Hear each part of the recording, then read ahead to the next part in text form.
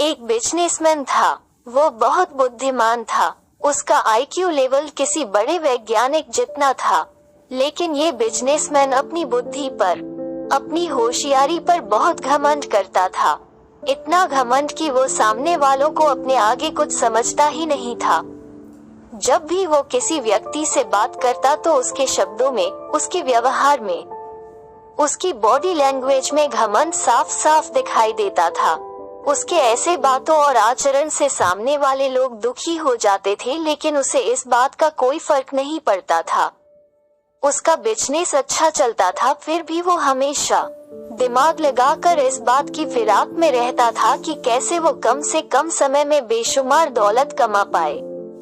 एक ब्राह्मण इस बिजनेसमैन का स्कूल टाइम से मित्र था।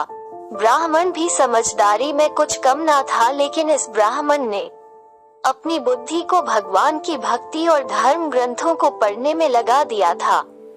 बिजनेसमैन अपने ब्राह्मण मित्र का भी कई बार अपमान कर दिया करता था, लेकिन आध्यात्मिकता को पा चुका ब्राह्मण कभी उसकी बातों का या व्यवहार का बुरा नहीं मानता। ब्राह्मण ने अपनी सच्ची भक्ति और समर्पण से भगवान का दर्शन कर लिया था, इसलिए वो अब किसी भी बाहरी वस्तुओं या दुनिया से विचलित नहीं होता था। भगवान का साक्षात्कार कर चुके इस ब्राह्मण के पास कुछ अद्भुत शक्तियां भी आ गई थी, जिससे वो अपनी कल्पना शक्ति से कई सारी चीजों का सर्जन या विनाश कर सकता था। जब बिजनेसमैन को इस बात की खबर हुई तो उसने अपने ब्राह्मण दोस्त की शक्तियों का फायदा उठाने का सोचा।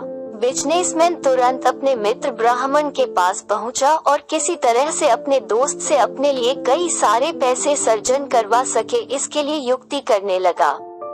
बिजनेसमैन ने अपने दोस्त से कहा, मुझे भगवान की सीमाओं के बारे बताओ और वो क्या क्या कर सकते हैं, इसके बारे में जानकारी दो।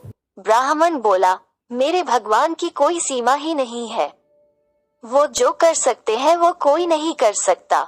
उनके लिए पूरा समुंदर एक बूंद समान है, पूरा हिमालय एक कण समान है, हजारों वर्ष एक मिनट के समान है और करोड़ों रुपए एक रुपया के समान है। बिजनेसमैन इसी मौके की तलाश में था। जैसे ही ब्राह्मण ने पैसों की बात की तो बिजनेसमैन तुरंत ब्राह्मण से बोला, अगर ऐसी ही बात है तो मुझे अपने भगवान से बोलकर सिर्फ 1 रुपया दिला दो। बिजनेसमैन इनडायरेक्टली ब्राह्मण से बोल रहा था कि उसे करोड़ों रुपया चाहिए, जो उसके भगवान के लिए 1 रुपए के समान है। ब्राह्मण ने अपनी आंखें बंद की और ध्यान में बैठ गया।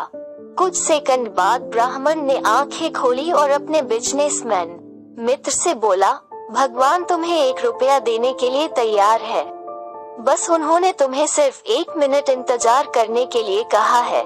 इस तरह से अपने आप को बहुत बड़ा 30 मारखान समझ रहे बिजनेसमैन को उसके मित्र ब्राह्मण ने उसी के तरीके से मात दे दी। क्योंकि भगवान के लिए करोड़ों रुपयों का मूल्य 1 रुपया है, तो हजारों सालों का मूल्य भी तो 1 मिनट ही है। इस तरह से अगर बिजनेसमैन को करोड़ों रुपए चाहिए तो उसे हजारों साल इंतजार करना पड़ेगा। दोस्तों, हमारे आसपास आपको ऐसे कई लोग मिल जाएंगे जिन्हें अपने बुद्धि पर, अपनी कला पर, अपनी सुंदरता पर या फिर भगवान द्वारा मिली किसी भी वस्तु पर बहुत घमंड हो जाता है, लेकिन वह लोग ये भूल जाते हैं कि घमंड तो रावण का भी नहीं ज्यादा चला था, उनका कैसे चलेगा। आपने पूरी कहानी अंत तक सुनी, इसके लिए धन्यवाद। आपको कहानी पसंद आई हो तो आप व्हाट्सएप पर या सोशल मीडिया पर इसे शेयर जरूर कीजिएगा, क्योंकि हमारे आसपास भी तो कई सारे घमंडी लोग हैं जिन्हें इस कहानी को सुनने की जरूरत है।